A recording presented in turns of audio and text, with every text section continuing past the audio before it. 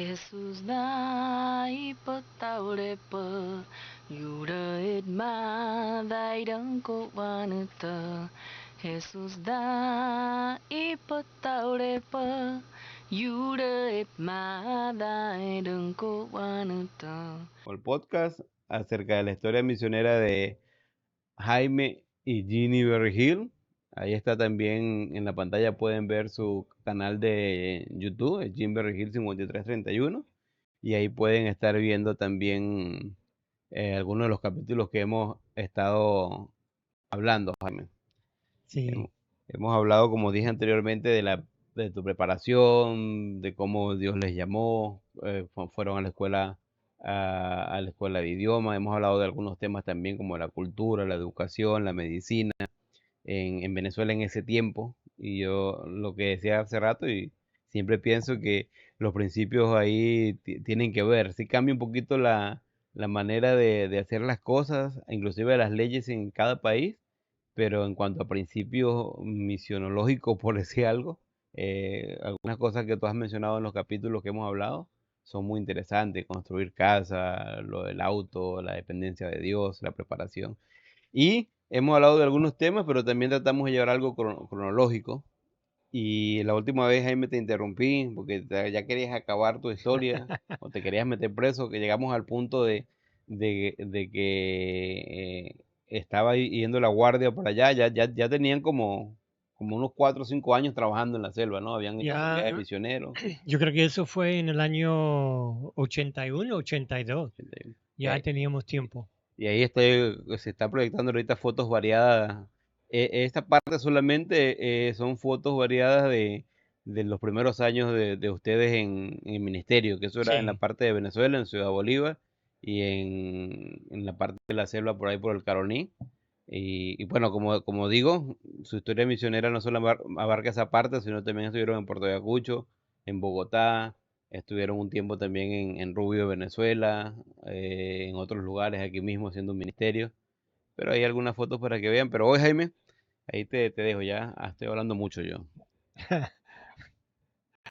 no, sabe que cuando uno estudia, lo que las clases son de teología, Ajá. es de Biblia, y uno aprenda, sabe defenderse, sabe enseñar las doctrinas básicas de la iglesia, etcétera.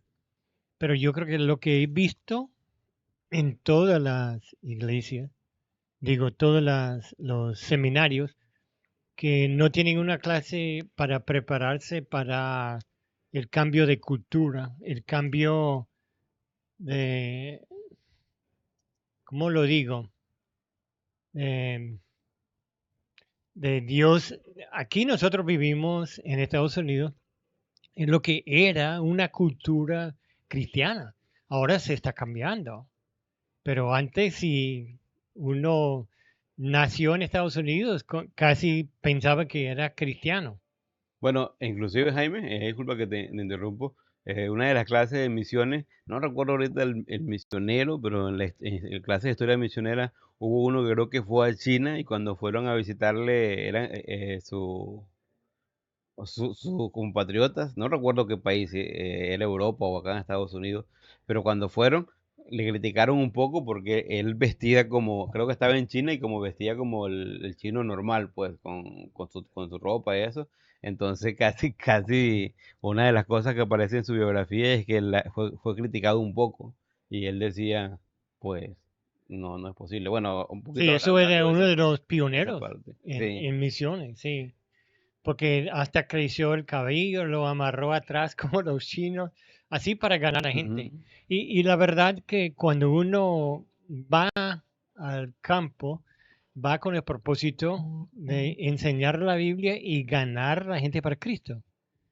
Y muchas veces en nuestra cultura, en nuestra forma de vestir, de hablar, en los costumbres de la casa, del- de toda la cultura, son tan diferentes que chocamos con la cultura de los indígenas y empezamos a construir barreras, paredes entre nosotros y ellos por la forma que nos comportamos. Entonces, una de las cosas que uno siempre trata de hacer es observar la cultura y luego tratar de entenderlo y con lo que puede imitarlo. Ahora, por supuesto, si es una cultura donde matan los niños o los hombres tienen 3, 4, 5 esposas, uno no puede imitar eso. Pero por lo menos hay cosas sencillas.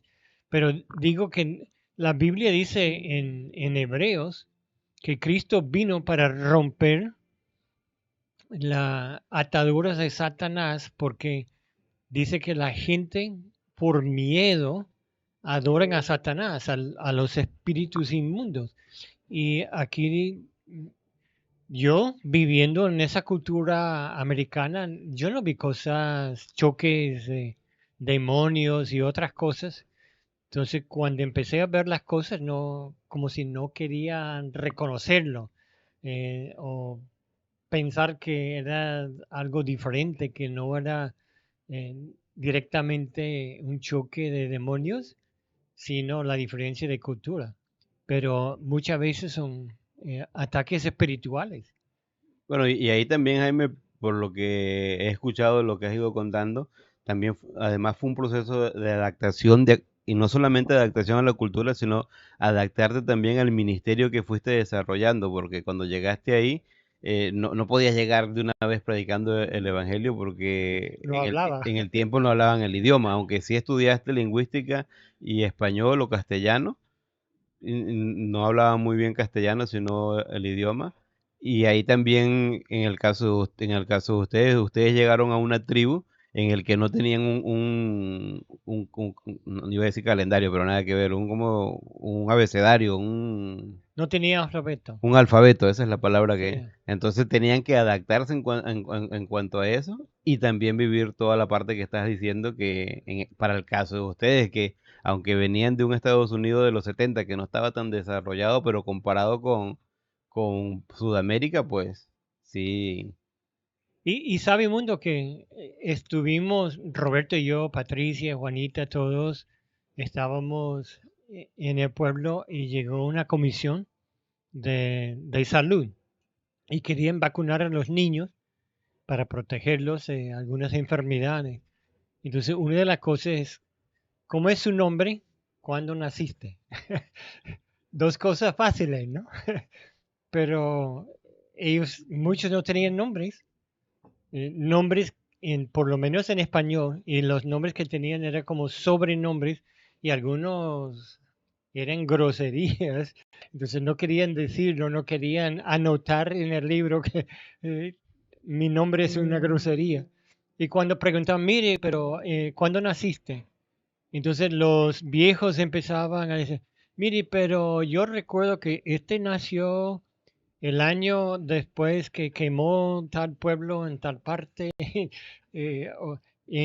cuando la luna estaba llena y no había empezado la lluvia, entonces uno sabe más o menos cuándo está el tiempo de lluvia y la sequía, entonces se podía poner los meses, pero para poner el año se veía el niño chiquitito porque no tenían la buena alimentación. Entonces ya normalmente un niño, uno veía un niño y se veía como tiene 4 años y puede tener 8, por, porque no había crecido por falta de nutrición. Bueno, y ahí ya vamos a entrar ahorita en materia más o menos lo que estás preparando para contar, pero también ahí como misionero tener la sabiduría, no sé en el caso de ustedes, imagino que sí, pero tener la sabiduría de cómo impartir, porque tienes la oportunidad no solamente de hablar de las cuestiones bíblicas y espirituales, sino sinceramente de cosas cotidianas, y tampoco estás diciendo, como tú decías al principio, mucho de su cultura o de su idiosincrasia, que no estaba metido con lo satánico o con perversiones, pues no tenía que ser cambiado. De todas maneras, lo que se iba a cambiar era de acuerdo a lo que la Biblia, principios bíblicos, no cuestiones de cultura. Pero en ese caso, tener también, digo, la sabiduría de saber cómo convivir con eso, porque en el caso de ellos, de que quizás no tenían una fecha exacta, por tomar ese ejemplo de cuándo nacieron, no quería decir que eran menos felices o más felices o ese tipo de cuestiones, pues, en cuanto a lo espiritual. Mire,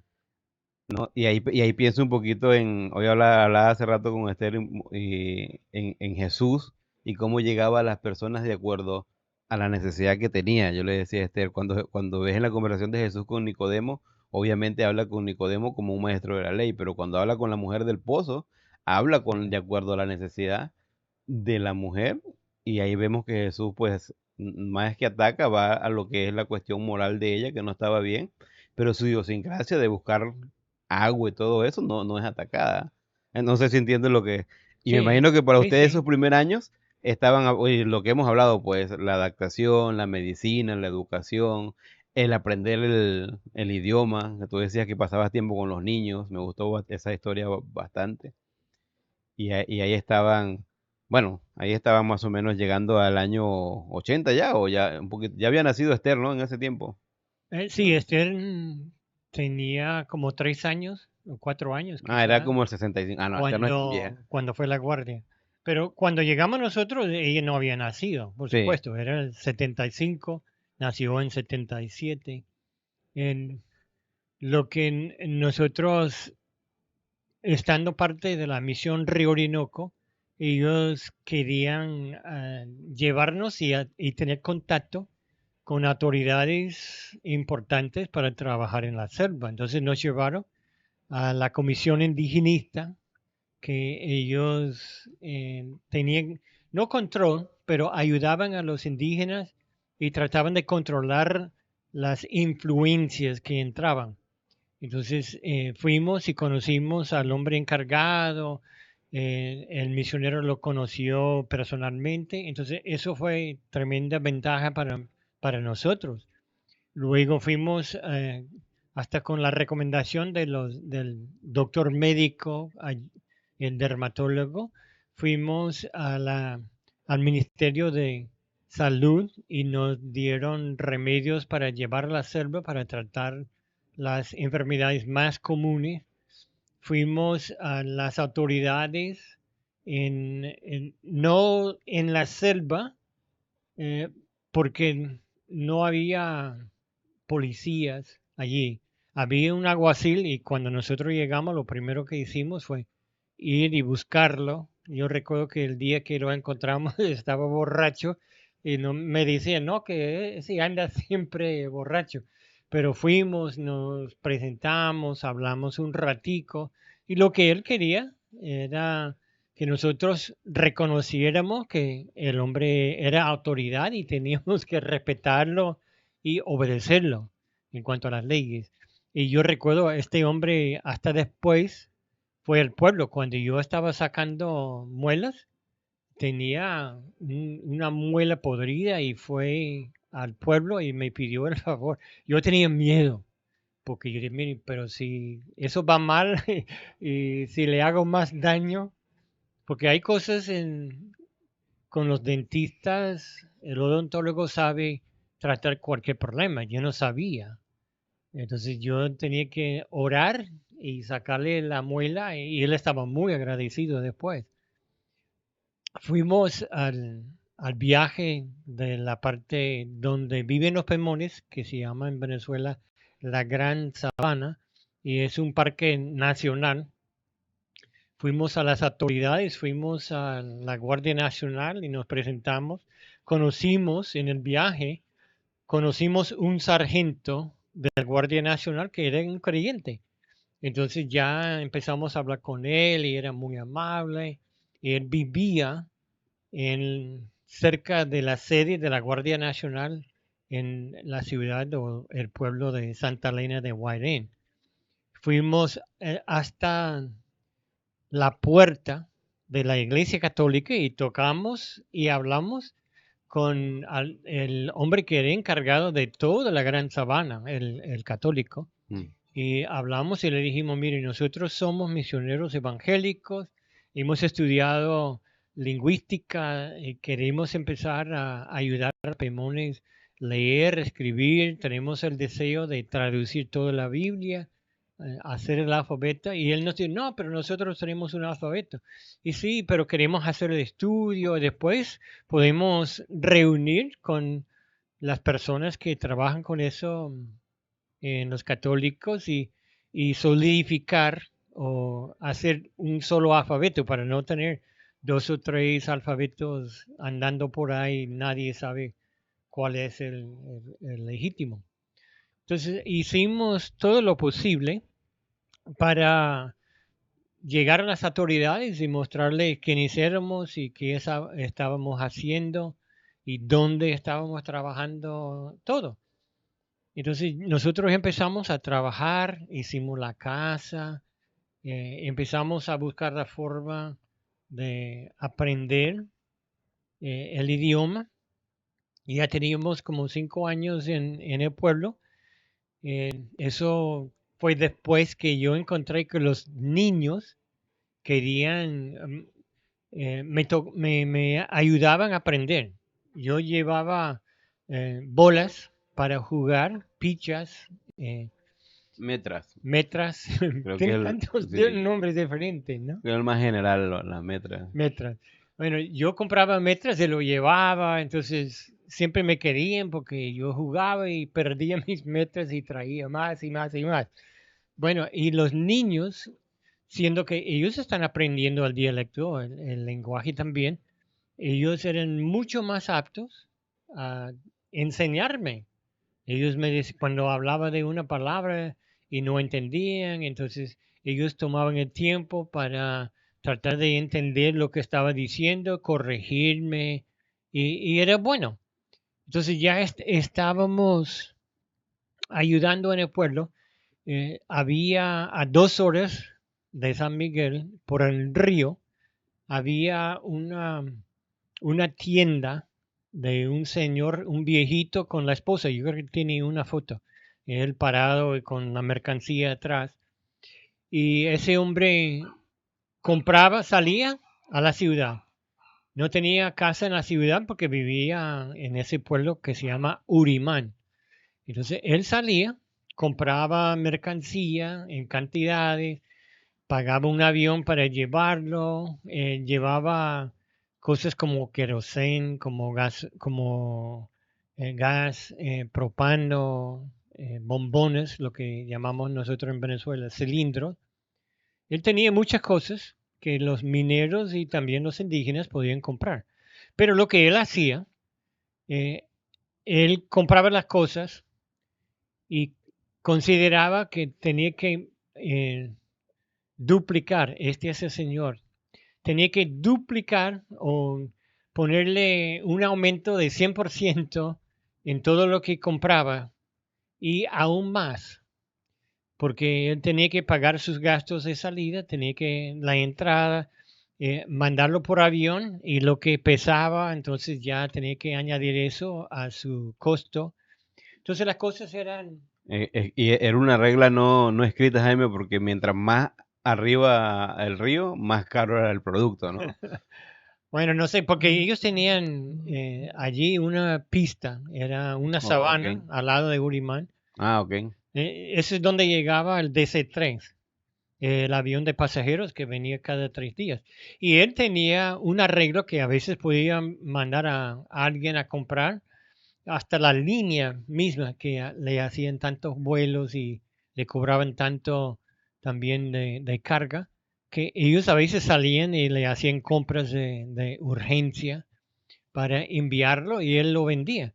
Pero algo que costaba 5 bolívares en la ciudad, él lo vendía de 12 a 15 bolívares en la selva por todos los gastos que tenía. Y la gente de San Miguel no estaban trabajando en mina, no tenían mucha plata. Algunos hacían manioco, casabe o algo para cambiar o para vender y después comprar algunas necesidades. Entonces nosotros empezamos a llevar algunas cosas y lo vendemos al precio que nosotros pagamos con el flete. Y como digo, era mitad de lo que el precio que él estaba vendiendo. Y yo sé que corrió esa noticia al dueño de la bodega allí. Entonces él nunca nos trató mal, nunca nos habló mal, pero yo creo que él estaba molesto porque nosotros le estábamos quitando algo de su ganancia. pero no lo llevamos a otros pueblos ni nada, solamente era para el pueblo de San Miguel. Y después hicimos un arreglo con uno de los indígenas para comprar las cosas. Él nos daba plata. Nosotros le dimos las primeras mercancías. Entonces él aumentaba algo y lo vendía mucho más barato que en ese pueblo de Urimán.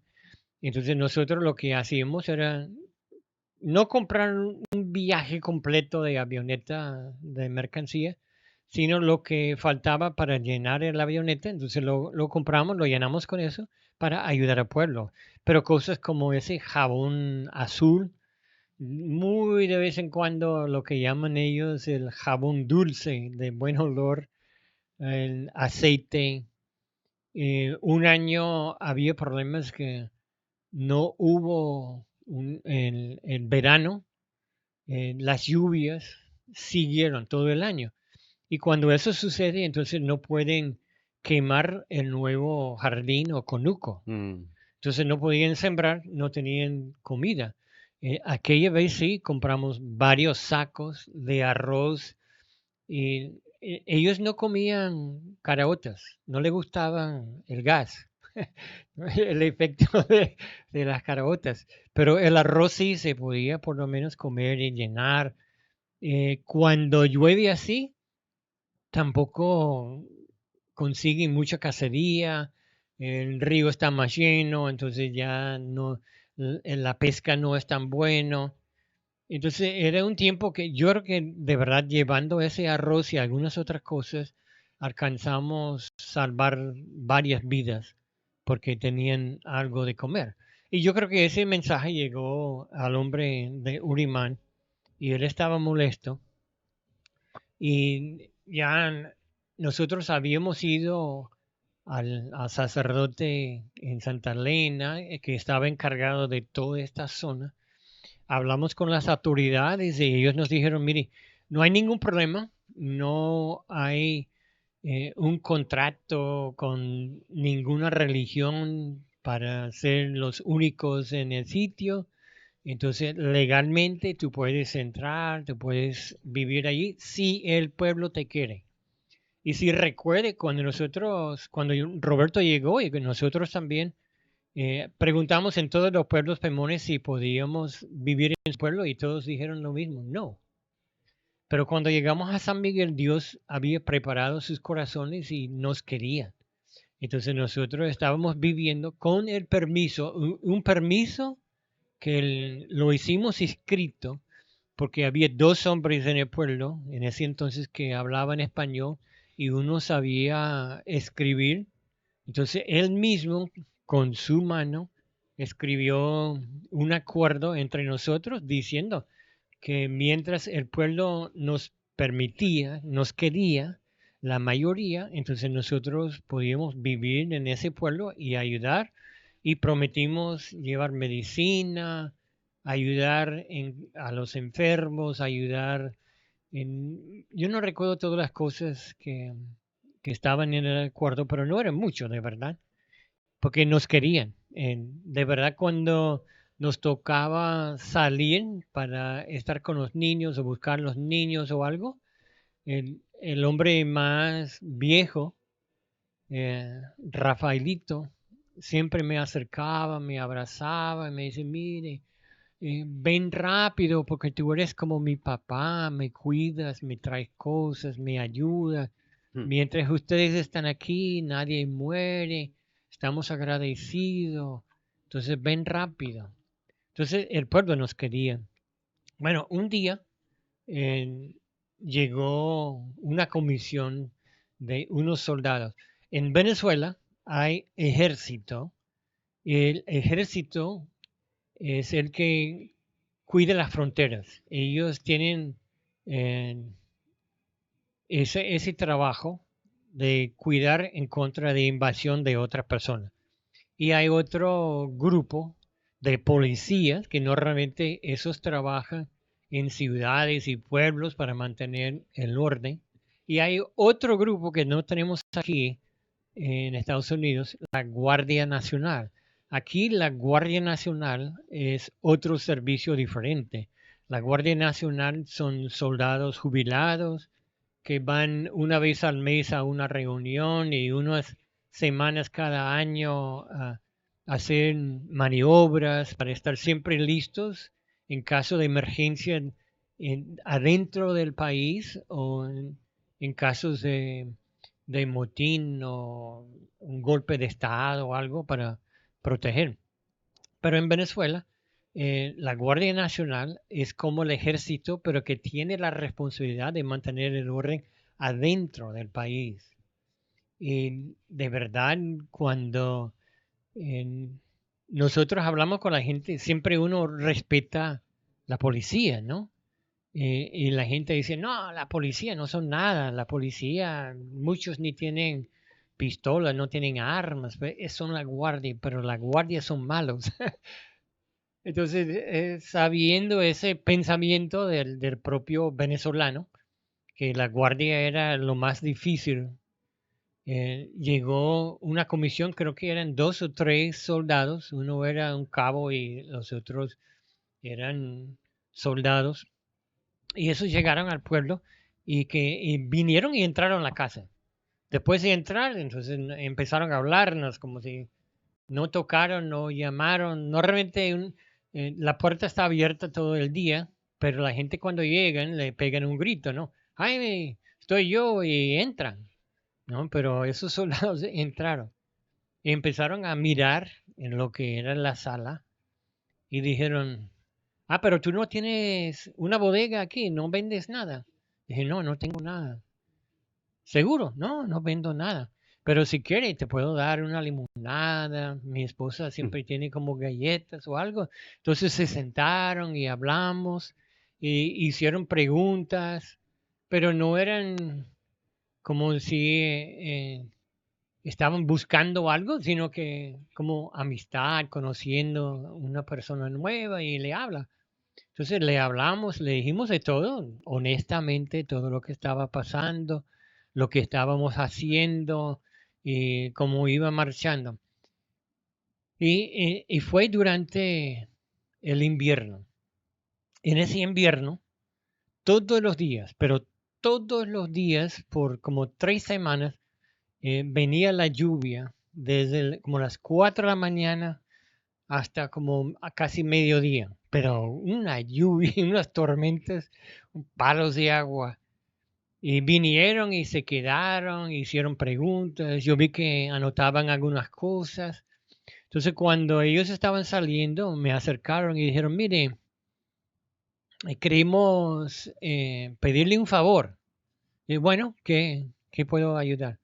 No, que bajes, creo que mañana, y coge el avión para ir a Santa Elena, a la guarnición de la Guardia Nacional para hablar con nuestro comandante, porque hay muchos rumores que están saliendo y nuestro jefe no sabe quiénes son, él está preocupado, pero estamos seguros que no es nada, porque vimos que ustedes están viviendo aquí, el pueblo te quiere, están ayudando, entonces solamente ir allá y mañana el avión llega a Urimán, va hasta el pueblo de Santa Elena y en 2 días regresa y venga otra vez a Urimán. Entonces, si tú puedes bajar mañana y ir a hablar con nuestro comandante, entonces el otro día, cuando viene el avión, puedes volver a Urimán y va a estar en tu casa. Solo 2 días, vas a perder 3 días máximo.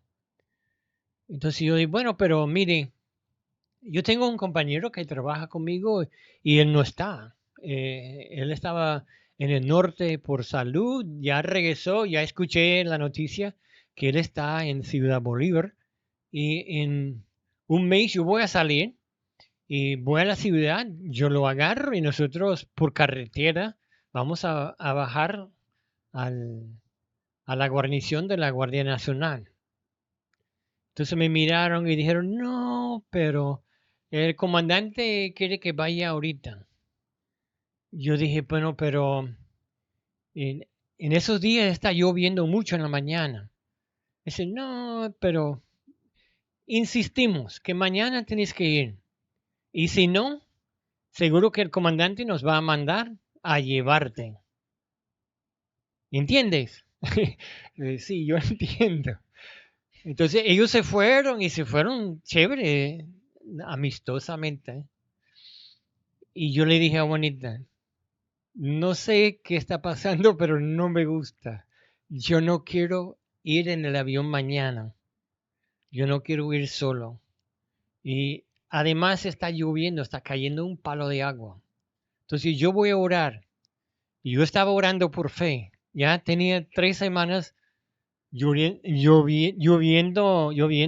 todos los días hasta mediodía. Entonces yo le dije a Juanita, si está lloviendo mañana, yo no voy a bajar. Le dije, bueno, ok, está bien, oramos. Mire, a las 4 de la mañana, donde debía llegar esa lluvia, nada, ni una nube en el aire. Eh, el cielo estaba despejado. Y yo le dije a Juanita, yo no quiero ir. Dice, pero tú dijiste al soldado que ibas. Dice, bueno, yo voy. Entonces conseguí mi amigo para llevarme a Urimán, agarrar el avión. En el río había llovido temprano en la noche. Había llovido desde como las 8 hasta después de medianoche, pero un palo de agua.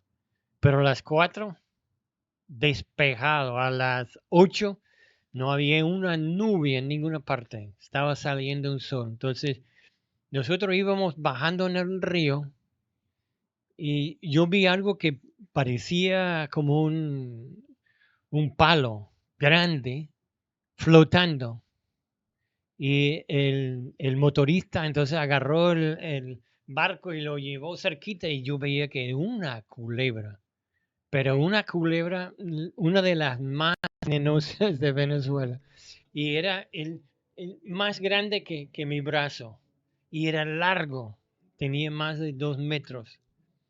Y esa culebra, íbamos en el agua y esa culebra quería montar en el barco. Yo le decía, no, no, no, vaya, vaya. Ay, yo no quiero secar, yo no lo quiero ver. Entonces, seguimos. Yo creo que eso era señal. Ya te vas a peligro. No, no sé, nunca lo pensé, sino después. Bueno, fui al pueblo, vi los soldados, nos saludamos, pagué mi pasaje.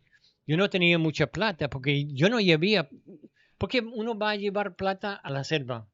En la selva no hay nada para comprar, un poquitito, pero tenía suficiente para pagar mi pasaje hasta el, el pueblo de Santa Elena de Guarén. Quizás pagar 1 o 2 noches en un hostel, porque no eran hoteles, no eran moteles, eran, uno paga un cuartico y no tiene nada, solamente una cortina como la puerta y una cama donde ya hay suficiente bicho para comerte durante la noche. Pero yo iba allá con buena actitud y cuando llegó el avión, entonces salió otro soldado que yo no había visto. Y yo creo que fue un capitán. Y tenía 4 colombianos. Y los tenía esposados. Entonces el cabo que había hablado conmigo fue y habló con él y me presentó. Y dijo que yo también iba a Santa Elena, que yo iba a pasar por la guarnición, a hablar con el comandante. Y yo creo que tuvieron que eh, bajar algunos pasajeros para montar el capitán y sus 4 presos. Y yo estaba pensando en el avión, pobrecitos, yo no sé por qué los agarraron, pero era porque ellos estaban trabajando minas, estaban buscando diamantes y oro. Ahora, ese pueblo está en la frontera con Brasil. Colombia está al otro lado de Venezuela y Venezuela es como el ancho de Texas, es un país bastante ancho, ¿no?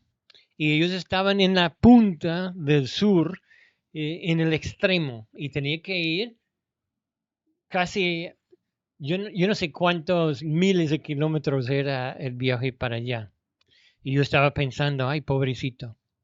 Entonces, cuando llegamos a un aeropuerto, había un pueblito donde una señora hacía sandwichitos y vendía gaseosa a los pasajeros del avión, pero no donde el avión. Mandaba una camioneta y todo el mundo se montaba, los llevaba hasta donde la señora, uno compraba su comida, su gaseosa y podía comer allí y después volver. Entonces yo vi que el capitán bajó del avión, agarró sus pasajeros, los sacó para caminar eh, en el sol. Y yo bajé, no me había hablado, no me había dicho nada. Entonces yo fui a la camioneta y me monté. Y estaba todavía subiendo cuando me agarró. Y dije, mire ¿tú hablas inglés o español? Y dije, bueno, yo hablo inglés y español. Mire, ¿dónde vas tú?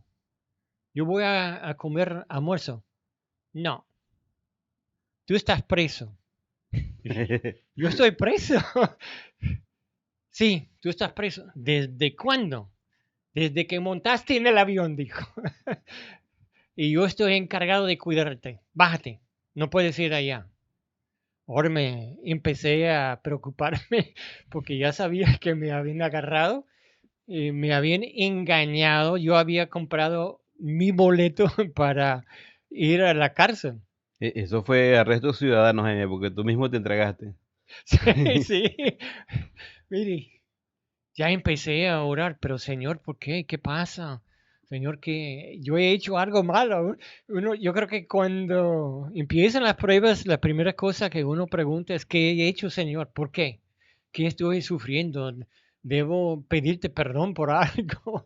Yo estaba preocupado, entonces empecé a orar mucho. Llegamos a la otra ciudad, Santa Elena, y bajamos el avión y mandaron unos jeeps a recogernos y nos llevaron a la guarnición de la Guardia Nacional. Nos llevaron adentro, pusieron los colombianos al otro lado. Yo no había hablado con ninguno de ellos.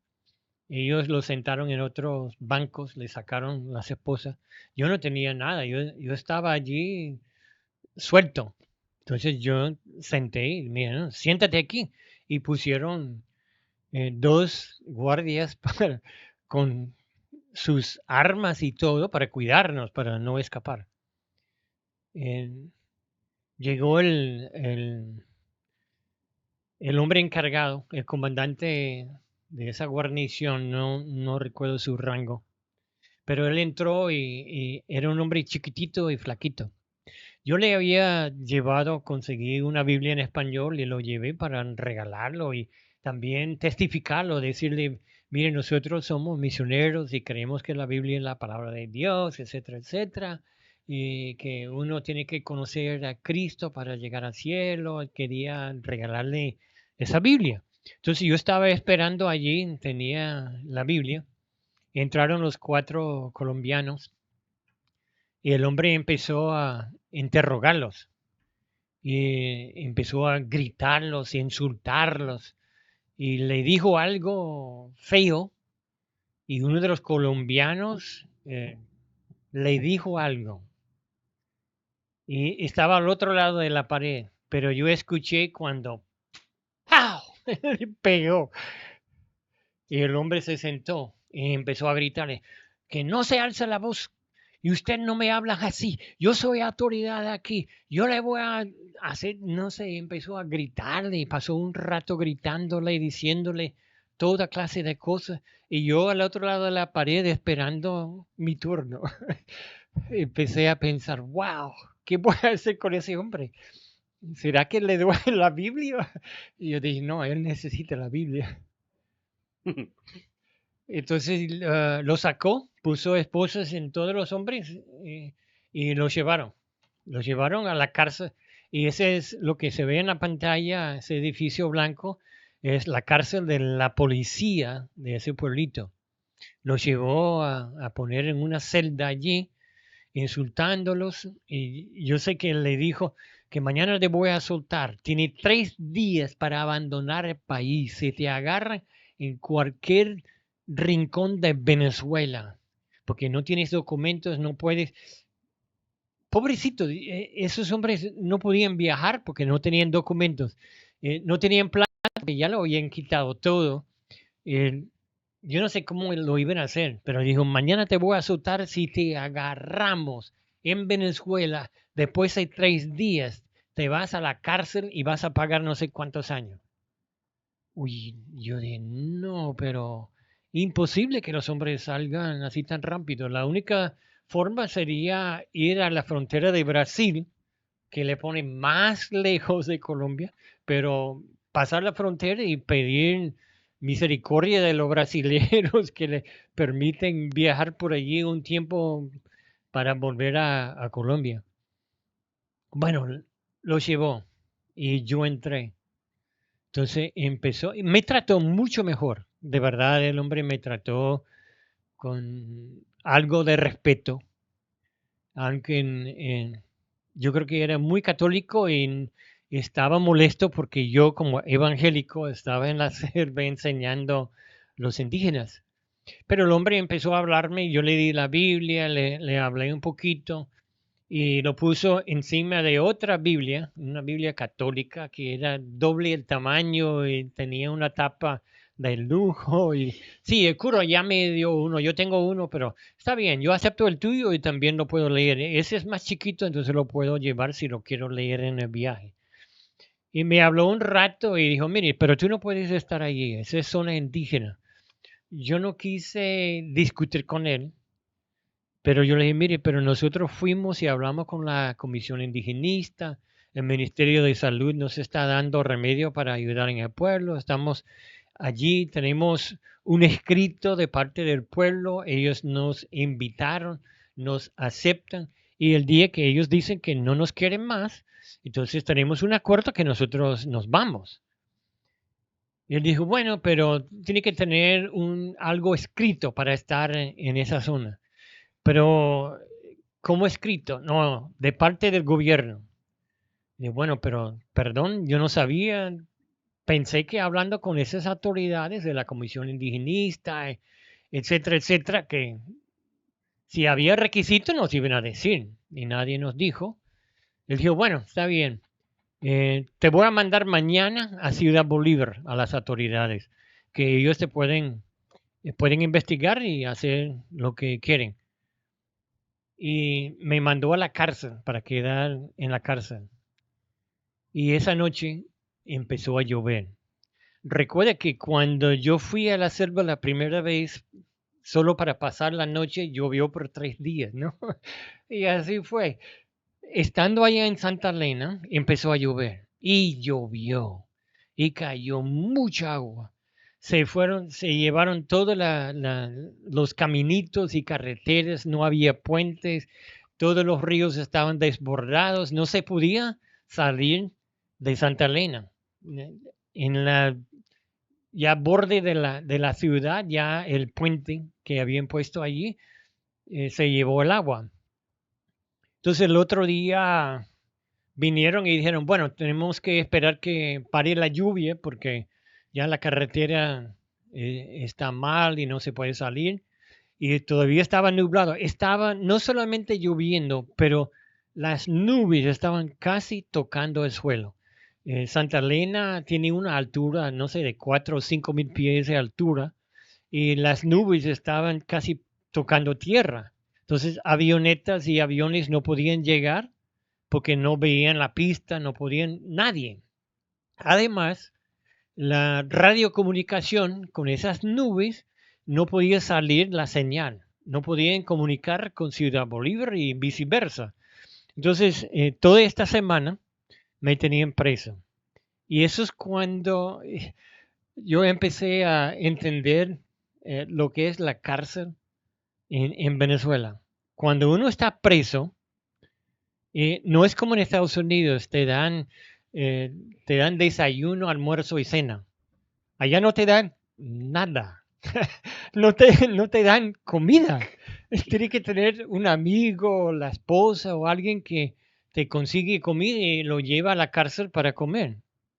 Entonces yo estaba allí y el próximo día me llevaron de la cárcel a la guarnición.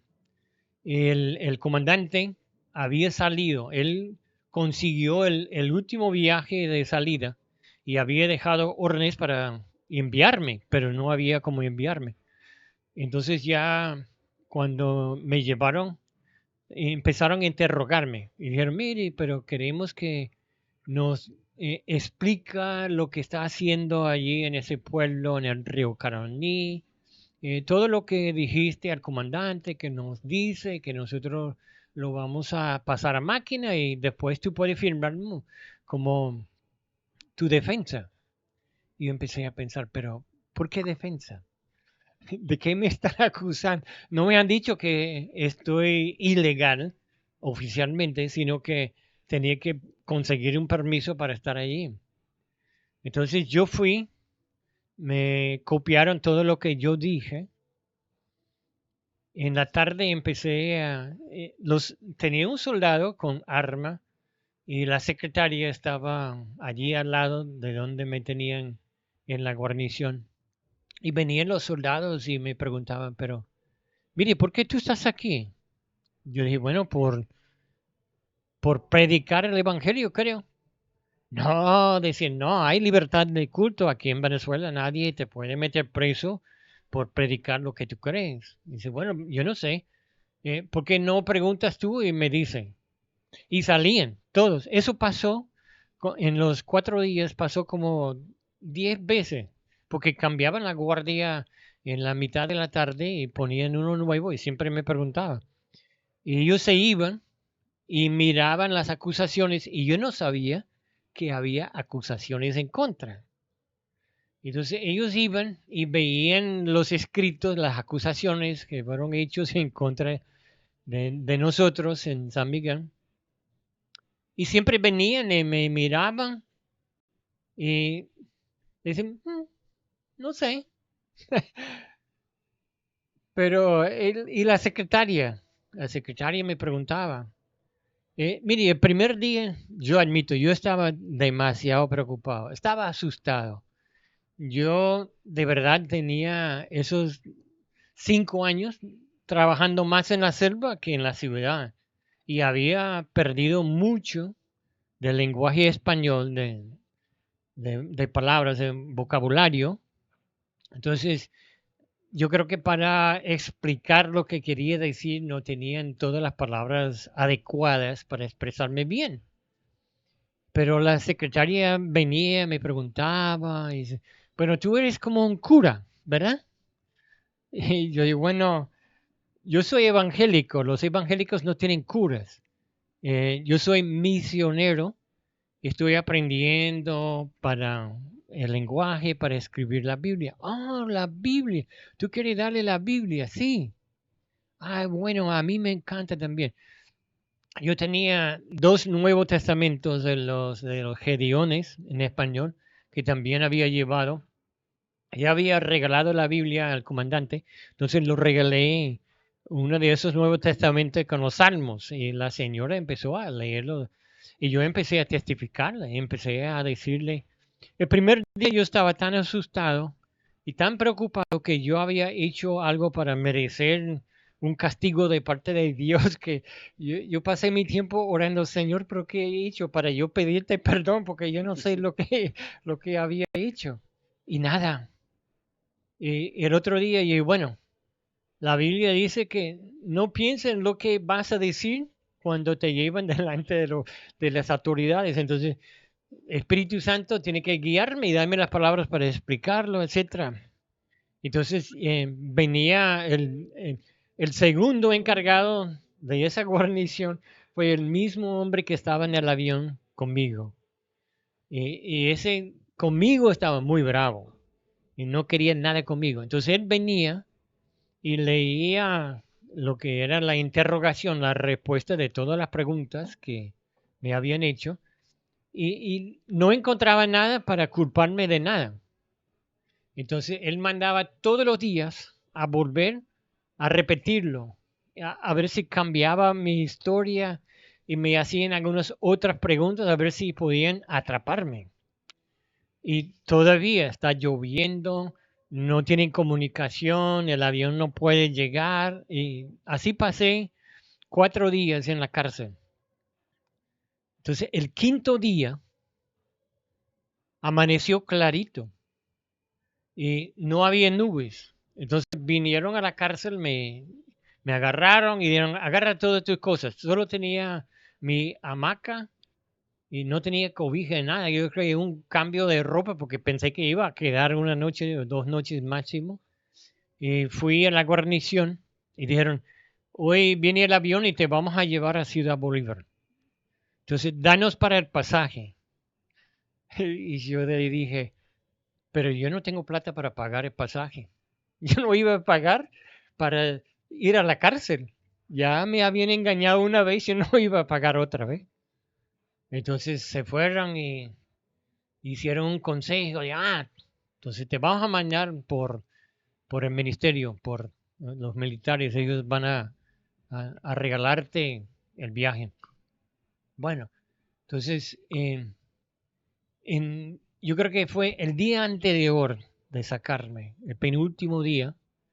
Recuerde que yo le había dicho que conocí un sargento en Santa Elena de la Guardia Nacional. El primer día cuando yo llegué, yo pregunté por ese sargento. Yo todavía recuerdo su nombre, Sargento Brito. Era un hombre grande, para un venezolano era muy grande. Y él y la esposa vivían en ese pueblo, pero había hecho un viaje y no estaba allí en Santa Elena, pero llegó el penúltimo día y vino a la guarnición para ver a qué hora tenía que estar el otro día y me vio y disparó. Yo te conozco, ¿verdad? Yo sí, que nos conocimos en tal parte. Tú eres el sargento Brito, ¿verdad? Sí. Mire, ¿por qué tú estás aquí? Yo dije, mire, no me dicen por qué estoy aquí. Dicen que no puedo estar en el pueblo donde vivimos, en el río Caroní, pero no he hecho nada malo, que tengo una carta de parte del pueblo de invitación, etcétera. Él dijo, eso es raro. Yo voy a hablar con los soldados aquí para ver lo que es. Y él fue atrás, como todos los otros soldados, y leyó todo lo que estaba allí. Y vino y me miró y dijo, mire, pero ¿cuándo comiste la última vez?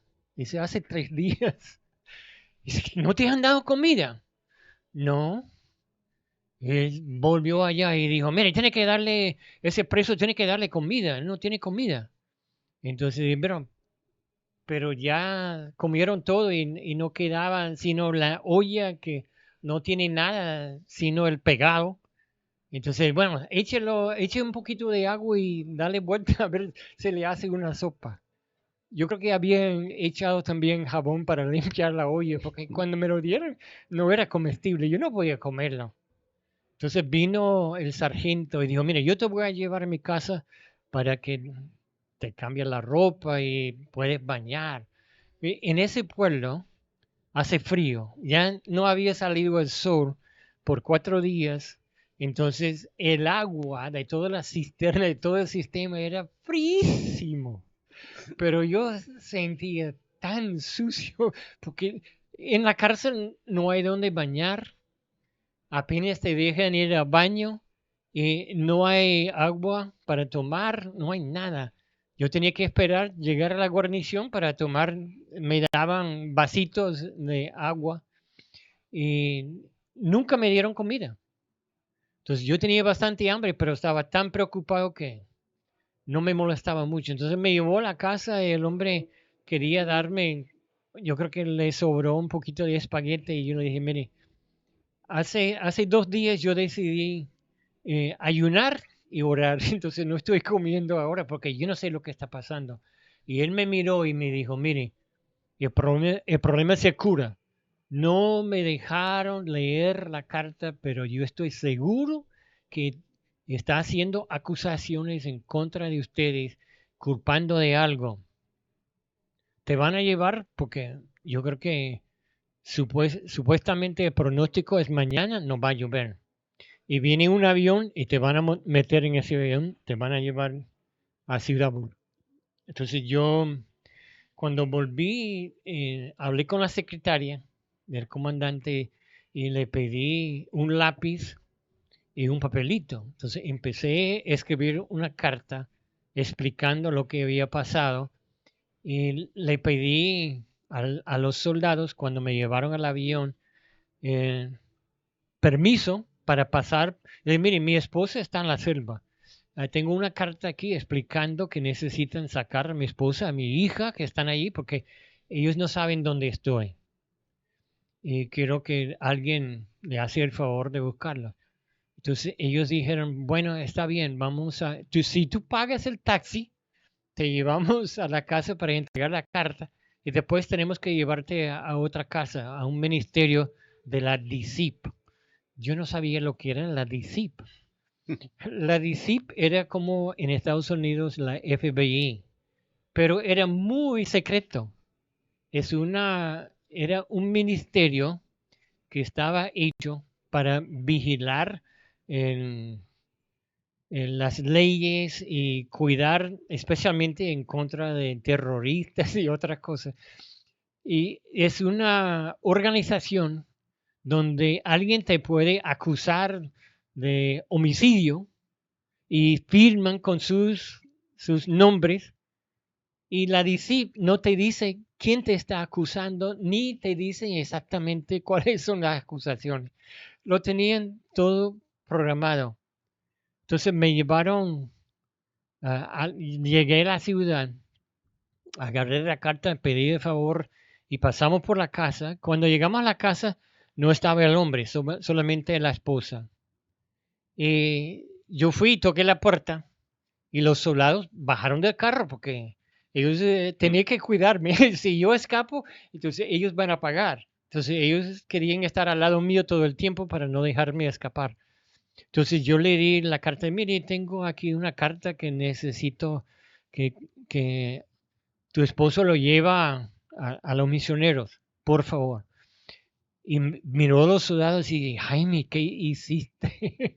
Yo dije, la verdad que no sé, pero tengo 4 días preso. Tú tienes 4 días preso, no te pueden mantener más de 3 días. Y dice, bueno, ya es el 5.º día y me están llevando a un lugar que se llama DICIP.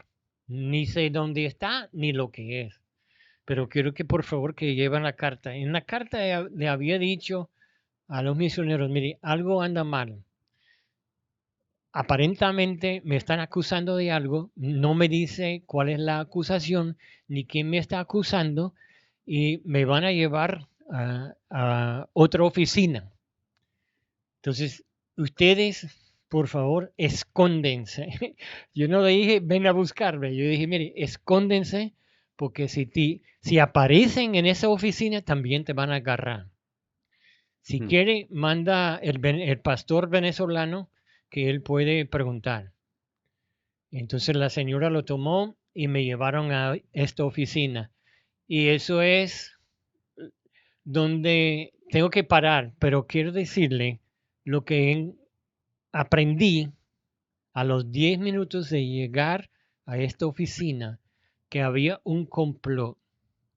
El complot era para agarrarme, acusarme y botarme del país, persona no grata, sin posibilidad de volver, de quitar todos los bienes, todo lo que tenía en Venezuela y no permitir mi regreso. Pero eso será para la otra semana. Y me imagino que ahí también, porque no sé en el seminario, pero en mi tiempo, pues tú estudias historia de misiones y hablas de todo lo que se sufre y todo, pero ¿cómo te preparas? Me imagino que éticamente no te preparas para ir a un lugar en el que... Bueno, me imagino que una de las cosas que uno necesita saber como misionero al lugar donde Dios le está llamando, a veces no lo toma en cuenta, pero es importante conocer las leyes, ¿no? Bueno, y Eh, por eso nosotros fuimos a todas las oficinas preguntando. Nadie quería darnos un permiso escrito. Nadie quiere firmar nada en Venezuela porque después le quedan culpables, ¿no? Sí, pero en ese caso cuando digo, y ahí pues, eso es casi como en la historia bíblica, que está la ley escrita y la ley oral. Sí. Y ahí tienes que entender las dos leyes en esa cultura en la que vas. Y no te estoy diciendo que o no estoy diciendo que como misionero vaya y estés dispuesto a hacer cosas bajo el agua. Lo que estoy diciendo es que necesitas entender de verdad esa idiosincrasia, porque a veces no puedes meterte en problemas por eso, pues. Y ahí, bueno, contigo es claro, como tú dices, la semana que viene vas a explicar un poco cómo fue eso contigo. Pero ahí, de verdad, con todo lo que estabas pasando, obviamente entendiendo que Dios estaba en control. Pero ¿tú sabes cuál fue mi historia favorita en ese momento? No, no El sé. de José. Ajá. Tú lo quisiste para mal, pero Dios lo cambió para bien. Y de verdad eso es el resto de la historia.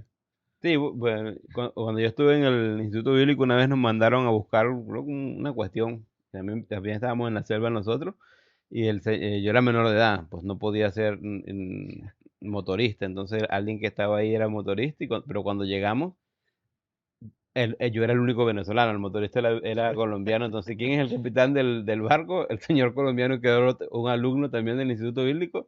De una vez dijo, él es venezolano. Y cuando me pidieron mi cédula, él era menor y dijeron, usted no puede ser capitán de un barco siendo menor. Y nos arrestaron a los dos. Tuve como 4 horas y después llegó un señor que nosotros le decíamos hermano, que trabajaba ahí en transporte y regañó a todos los, no era algo tan grave, pues los regañó a todos. Ahí nos dieron una carta para que fuéramos a la DIEX a sacar un permiso para el señor colombiano, que la verdad no lo sacamos porque pasamos tarde por la cuestión. Pero como digo, no te preparas, yo estaba asustado, de ahí yo era nacional, en tu caso pues tú eras extranjero y Y te yo podías pasé sacar 5 días libre, preso. sí.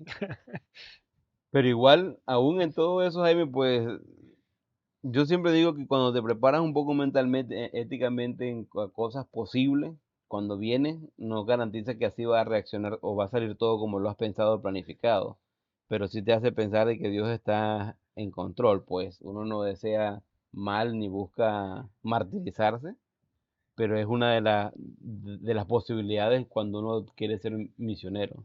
Pero eso me llevó como 24 horas para entender que, mire, Dios me tiene aquí y me mandó para testificar. Entonces yo voy a testificar. ¿Qué más me pueden hacer? ¿Ya me tienen preso? ¿Sí?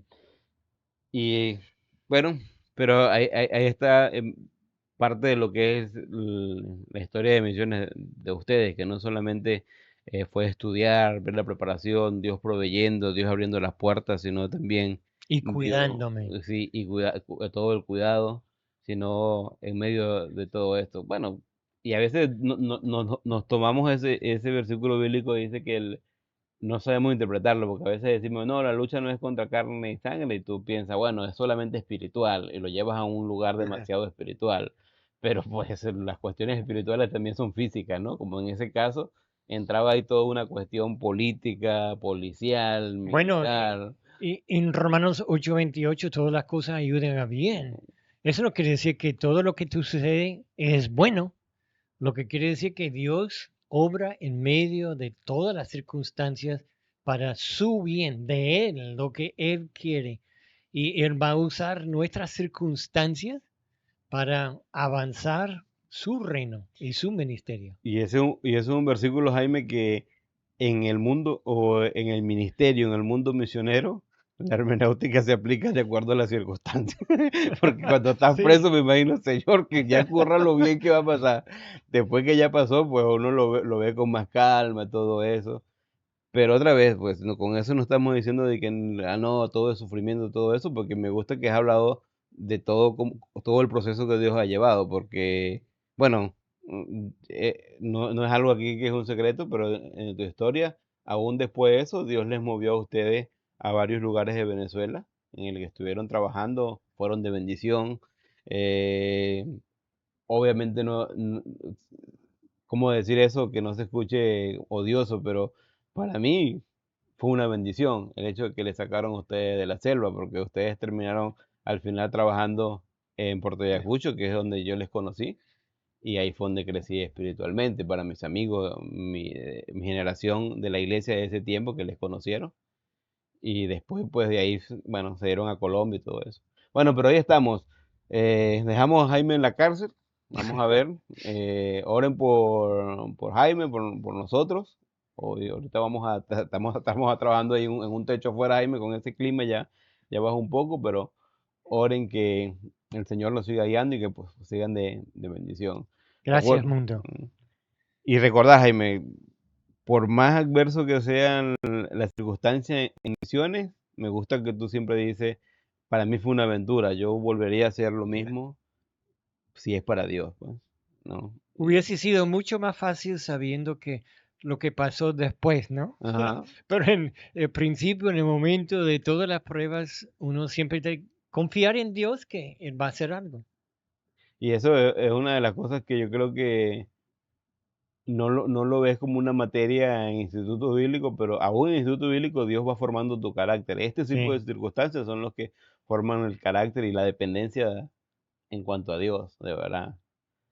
Bueno, Jaime, gracias por compartir. Siempre ha sido es una bendición y espero que sea de bendición para aquellos que escuchan, que se animen, no que estén dispuestos a ir a la cárcel, pero que se animen que aún en medio de eso, Dios es fiel. Pero no olviden, la próxima semana seguimos con la historia. Sí, no vayan a Jaime en la cárcel, hay que sacarlo. Bueno, Jaime, gracias por compartir. Dios les bendiga. Yurarekin meraratan uyumpia potore topia Jesus da ipataurepa yura ep madai dangko wanita